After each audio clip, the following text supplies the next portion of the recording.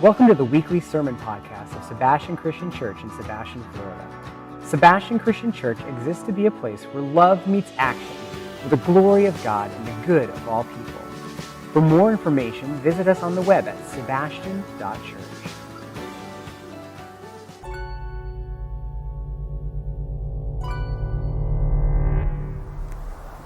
You know, pain is a lonesome place. I don't have to tell you, do I? It'll drop a rock in your stomach right through your pounding heart. And when your knees are so weak, you hit the ground and you finally realize you don't got this. Well, now you might just make it. You see, the tallest tree may not weather the storm, but its roots do. So dig in, stand up, and let the wind blow. Because there's hope.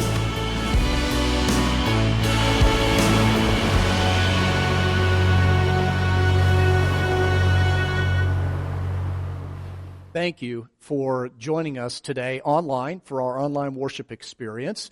For those of you who are supporting SCC both financially and prayerfully, you are why this experience is possible, and we thank you so very much.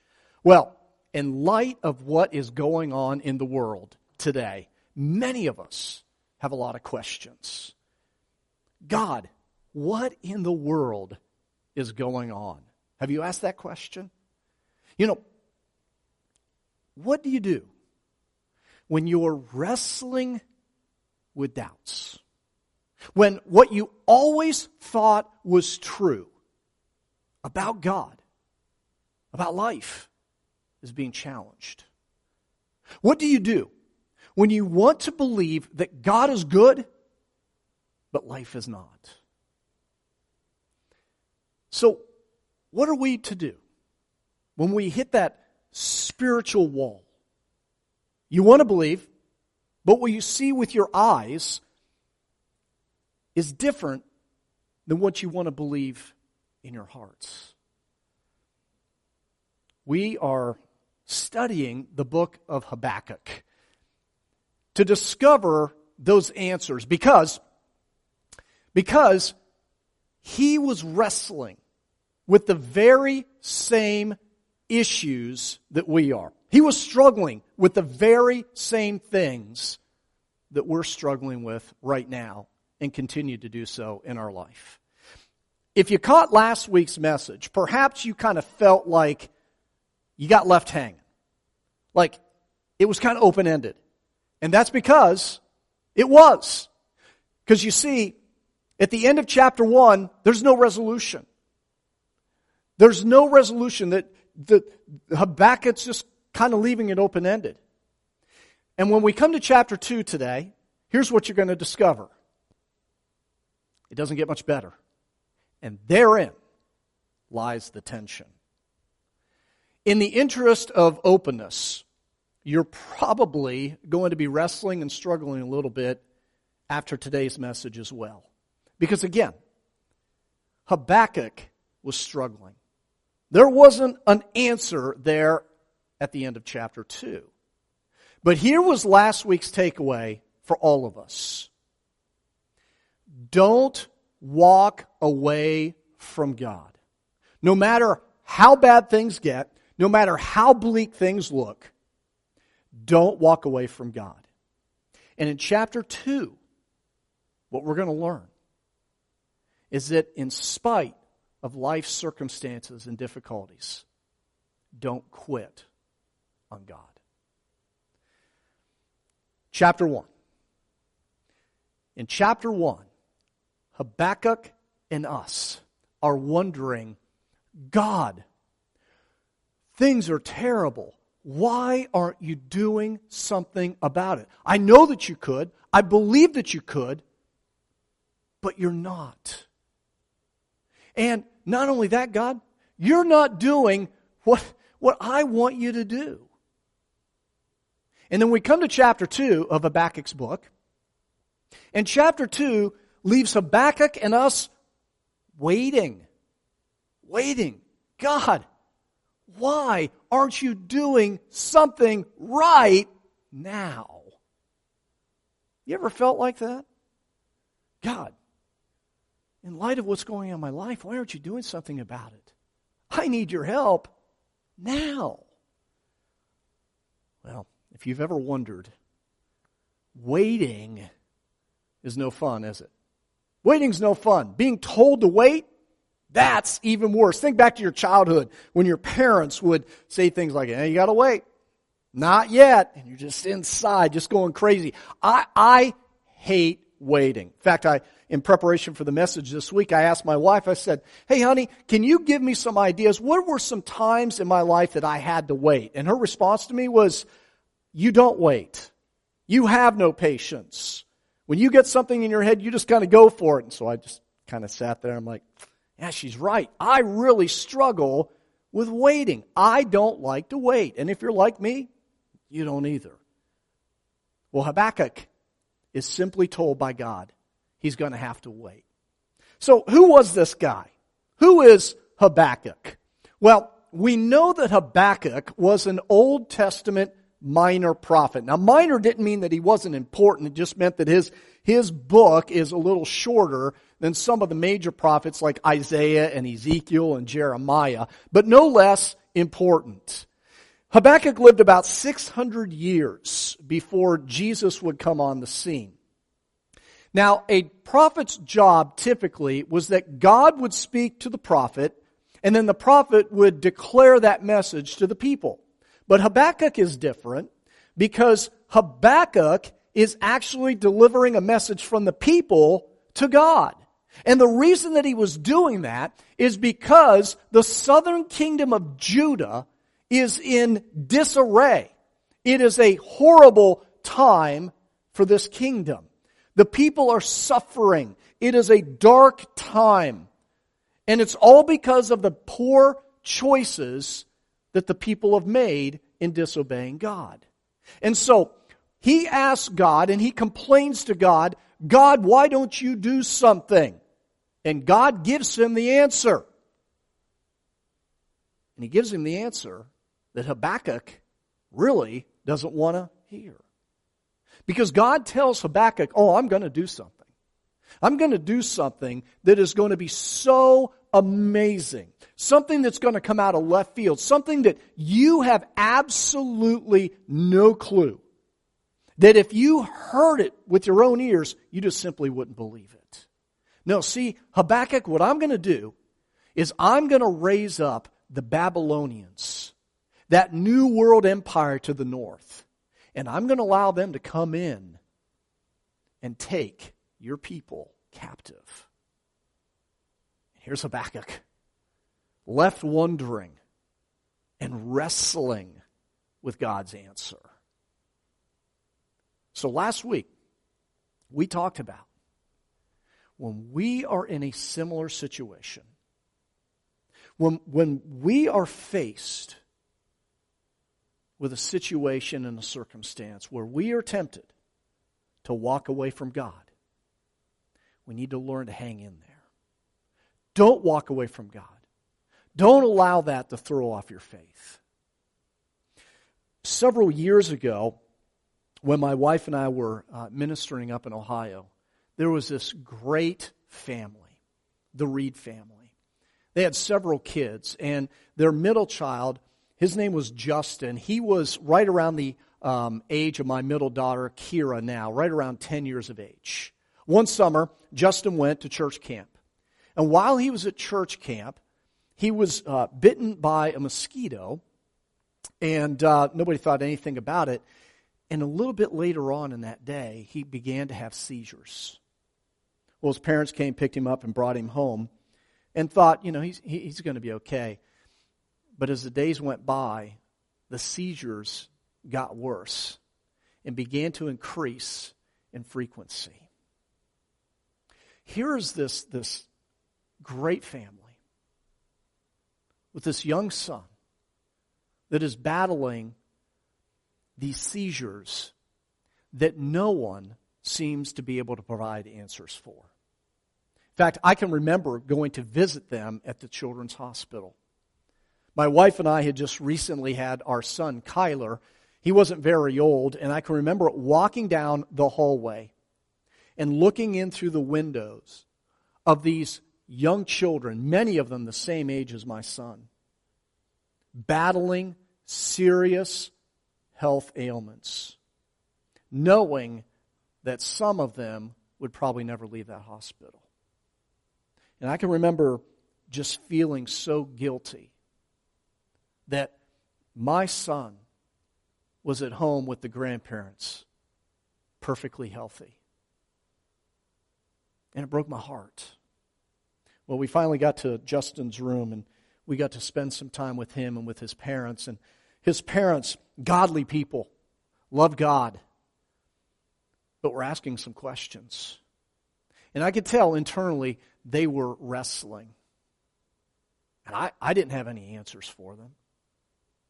All I could do was offer prayers and be supportive and try to help love them through that situation. Maybe you've had similar situations. Something was going on in your life and you really just didn't have any answers for it. Well, that's where we find ourselves in Habakkuk chapter 2. By the way, if you're watching online right now, there's a Bible button that you can click on that and you can follow along with what we're going to read. Habakkuk chapter 2 says this: I will stand at my guard post and station myself on the lookout tower. I will watch to see what he will say to me. Here's Habakkuk posturing himself to hear from God. God, I've asked the question. I'm left wondering. You've given me a partial answer. And now I'm wondering when. I'll see what he will say to me and what I should reply about my complaint. About my complaint. Because remember, that's what Habakkuk's doing. He's complaining to God. He doesn't know what is going on. He's curious. Well, Habakkuk doesn't run. He doesn't quit. He just simply positions himself to listen for God's reply. You know, that isn't easy, is it? That's never easy. When we're hurting, when we're facing a difficulty, when we're battling uncertainty, waiting is never easy, is it? We don't always want to listen to what that answer might be. Instead, we would rather tell God what he should be doing, right? But Habakkuk stays patient, and he waits. You know, names are very important. Especially in ancient times, names meant something. And last week, I shared with you what the name Habakkuk means. Habakkuk means simply to wrestle or to embrace. And you know, it feels like that sometimes, doesn't it, in life? Like we're wrestling. We're wrestling with what we think we know about God, or we think we know about our faith, or what our faith teaches us about God. And I know what I want, and I have to learn to listen to what God says. And you know what's interesting? What's interesting is that God will often speak to you and to me. And here's what we need to remember. He will do it at His own time. So if you're in that situation where you've cried out to God and you're asking a question and it doesn't seem like God is listening or that He hears you, please remember this. Silence doesn't mean He's absent. Silence doesn't mean that He's not listening. Silence doesn't mean that He won't speak to us. Sometimes when God does speak, it may not always be what we want to hear, the way it was with Habakkuk. When he spoke to Habakkuk, he told Habakkuk, the Babylonians are coming. That isn't what Habakkuk wanted to hear. No, he wanted to hear something different. Well, God finally speaks, and we see this in verse 2. The Lord answered me, write down this vision, clearly inscribe it on tablets, so one may easily read it. You know, there's an important lesson right here in verse 2 for all of us. Document, record, write it down. Have you ever gone to church and listened to a message and felt like God is speaking to you in that moment? If that's ever happened to you, I'd encourage you, take that time to write it down as quickly as you can. And here's why. Satan wants to take from you what God gives to you. It is so important that you write things down. Maybe God speaks to you at church. Maybe it's through a song, maybe it's through a message, maybe it's through somebody else. And after service, you go out, you get in the car, you're going to the grocery store, you got that on your mind, and add to that, the kids are in the back seat hitting one another, and you got to deal with that. And all of a sudden, what ends up happening? What God said to you several minutes ago has now gone out of your mind, and you've forgotten. Well, this was important. And this is why God tells Habakkuk, write it down. Take a look at verse 3. For the vision is not yet for the appointed time. It testifies about the end, and it will not lie. Though it delays, wait for it, since it will certainly come and not be late. Here's something else that's important to remember.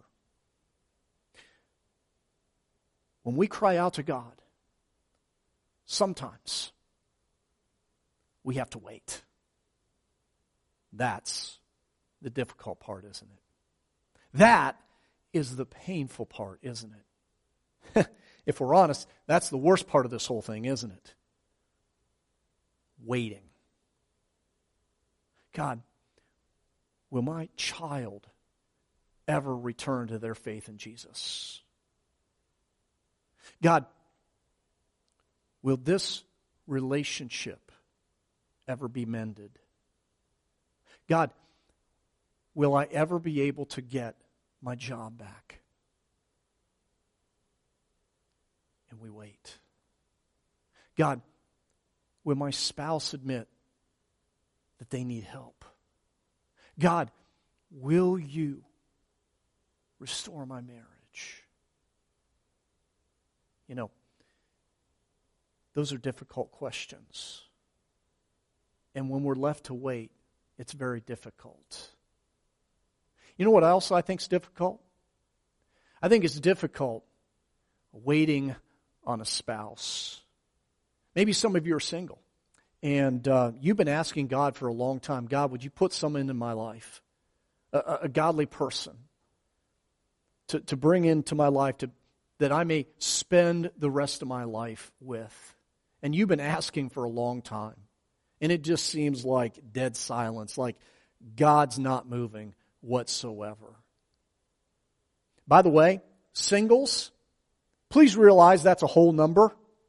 And here's what I mean by that.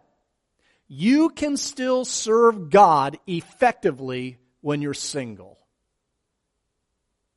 How many people are in your life doesn't matter.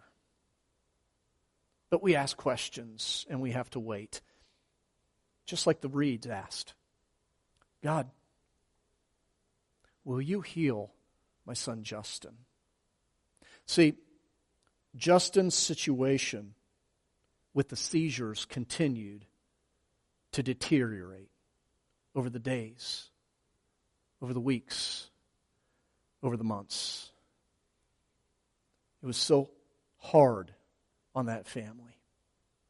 I mean, you could just see the pain of the situation on the faces of the parents as well as the siblings. And being godly people, I knew they were bringing this before the Lord. And I could tell that they were really wrestling and really struggling, waiting to hear from God. And maybe you've been in a similar situation. And here's what I'd encourage you with. God's timing is always perfect. There's a phrase, the appointed time. God knows exactly when to act. That's where faith comes in. That's where trust comes in. See, we don't like that because of control issues. We want to be in control of a situation. But here's what you need to realize. If it's not God's time, you can't force it. And when it is God's time, you can't stop it. You can't stop it. That's exactly what Habakkuk learned. See, when you're in chapter 2 and you're playing the waiting game, and it seems like it's taken forever, that it's never going to come to pass, you're not seeing anything happen. It just seems like all your prayers, they're not getting past the ceiling. There's a word that the NIV translation uses in verse 3, and the word is linger. Though it linger, wait on it. Because here is the reality. God's delays are not God's denials. Think about that. God's delays are not God's denials. Look at verse 4 with me. God talks about two different kinds of people here in verse 4. Look at his ego. Now, basically what he's doing is he's using a little bit of personification with the Babylonian Empire. Look at his ego. His ego is inflated. He is without integrity. But the righteous one will live by his faith. In other words, those that depend on themselves and themselves only, their egos will fail them. But the one who is willing to patiently wait and trust God will learn to live by faith and will learn that God will act in his time. See, my faith isn't just in the results that I want. It is in the character. It is in the nature. It is in the goodness of God. My God can do whatever he wants to. My God will do whatever he wants to. And even if my God doesn't do it my way, I will never stop believing. When you can grasp that concept, it can change everything about your situation and about your circumstance. Down in verse 20, Habakkuk comes to that very conclusion. And he says this, "But the Lord is in his holy temple. Let the whole earth be silent in his presence." No matter what I see, no matter what I feel, I will choose faith. Even in my doubts, even though I'm trying to believe, even though I don't see a way, the Lord can make a way. I may be tempted to lose hope. I may be tempted to walk away or to quit. But I must remember that with the Lord, there is always hope. You may be hurting. You may be afraid. But the Lord will never leave you. He's promised that. When it comes to Justin, I wish there was good news to report. But a few years after Justin began having these seizures, this young boy would pass away. Why, God? Why would you allow this good, godly family to experience pain like this? Why, God, couldn't you just simply do what we all know that you could do and heal Justin? Why couldn't you, God, do it our way and answer the prayers of so many that went up on behalf of Justin and his family? I wish I could answer that, but I can't. I have to trust that God knows what's best. And that's exactly what Habakkuk was learning to do as well. If you were here with us last week, do you remember what Habakkuk's name meant? Wrestle, embrace. When you're wrestling with something in life, we must learn to embrace it and endure it. Because God will be faithful. And even if it's not His time, you have to remember, you can't force it. And if it is His time, you can't stop it. And though it linger, wait for it. And while you're waiting, it's okay to be wondering. It's okay to have those questions, to be struggling. Maybe whatever it is that you might be going through in life right now. Maybe you're in chapter 1 and you're wondering and you're tempted to walk away. Don't. Maybe you're in chapter 2. You're in the waiting. And the waiting just seems like it's stretching on forever. And you're tempted to quit on God.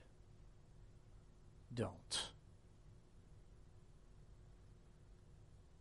I want to invite you, in the midst of your wrestling with your situation, to embrace God and endure, and to remember you are not alone. If you're watching, we're here for you. We want to pray for you. We want the opportunity to pray with you. If you have spiritual questions, we invite you to reach out to us and ask. Connect with us. You're not alone in the struggle. We are here with you.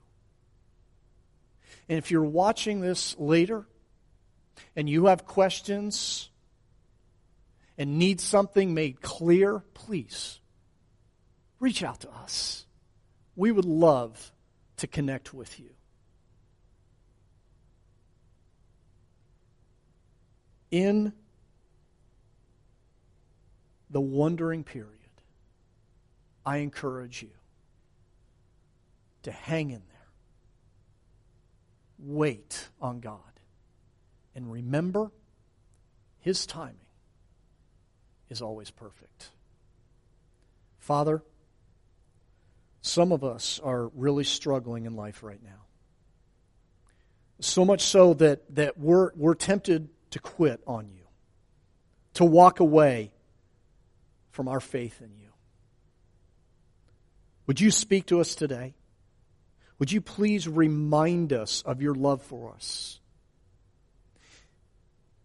That you love and you care for us, even if you need to tell us something that we don't want to hear. Give us the strength and the courage to embrace you, to hold tight, so that we can all make it to chapter 3 together. In Jesus' name I pray. Amen and amen. Thank you for listening to today's message. If you'd like to partner with the ministries here at Sebastian Christian Church or find a community through a life group, you can visit us on the web at sebastian.church.